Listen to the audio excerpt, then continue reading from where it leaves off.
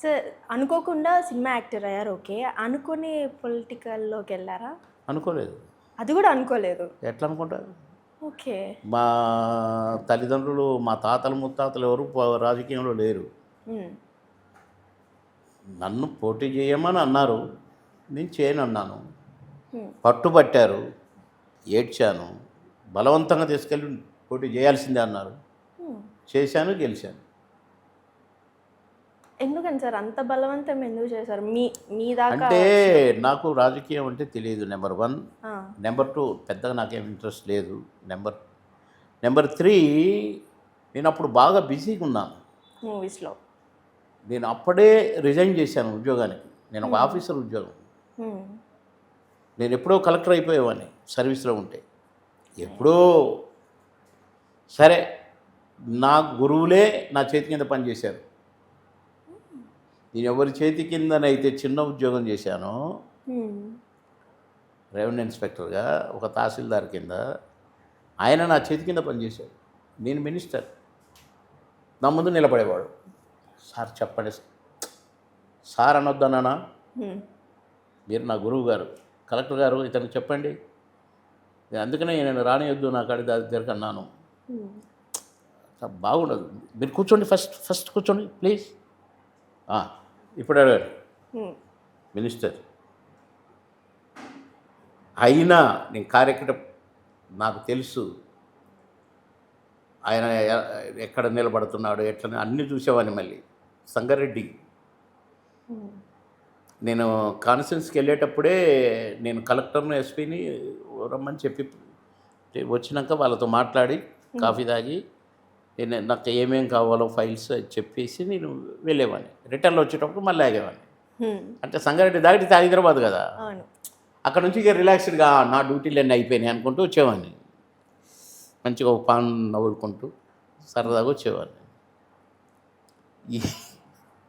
నన్ను ఊరికే తిట్టేవాడు ఈయన. ఎవరు? అంటే మేమిద్దరం ఒకటే స్కూలు ఒకటే కాలేజీ ఖమ్మం. ఓకే. ఓకే. ఆ! ఆయన సీనియరు, హ్మ్. నేను బాగా జూనియరు. నేను 10th క్లాస్ అట్లా. ఆయన school final, degree student leader ఆయన. హ్మ్. అందరిని బెదిరించుడు, అరేయ్ అందరిని అరే అనేది. హ్మ్. ఎవరిని కేర్ చేయడు. కొంచెం రౌడీ టైప్ అనుకోరాదా ఇక.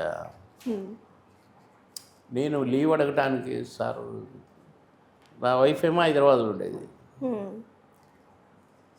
లీవ్ అడగటం పరా లీవ్ లేదండి ఊరు లీవ్ అని తిట్టేవాడు. ఆ! నన్ను చూడండి పోరా లీవ్ లేదు ఏంట్రా ఫైల్ ఏం చేసినవరా చెప్పా నాతో మాట్లాడే పద్ధతి. ఇప్పుడు నేను మినిస్టరు, ఆయన నిలబడ్డాడు. నేను ఎట్ట మాట్లాడాలి ఆయనతో? కానీ లోపల నాకు నేనే నవ్వుకునేవాడిని, ఆ! చూసేవాడిని ఇట్లా. చెప్పండి. ఇప్పుడు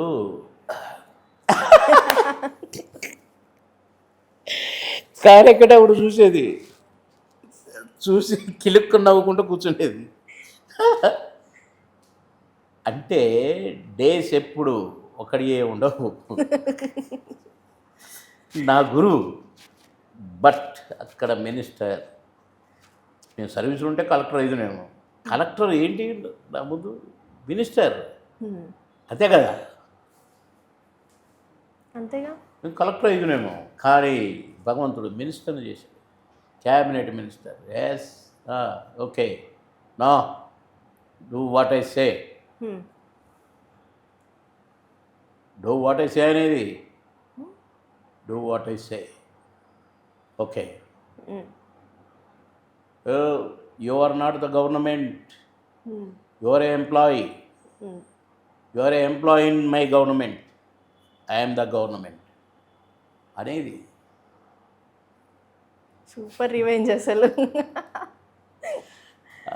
అట్లా ఆయన్ని కాదు, నేను జనరల్గా మాట హ్మ్.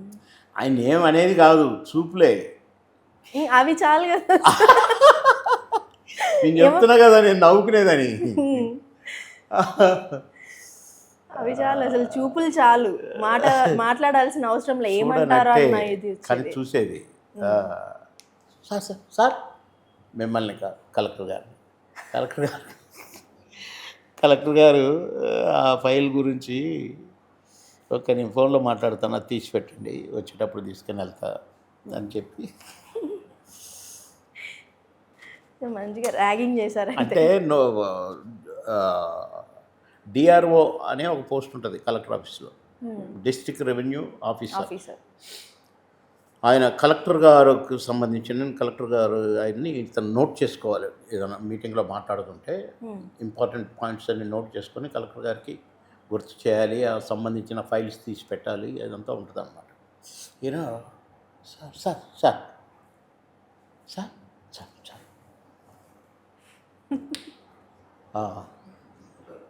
నేను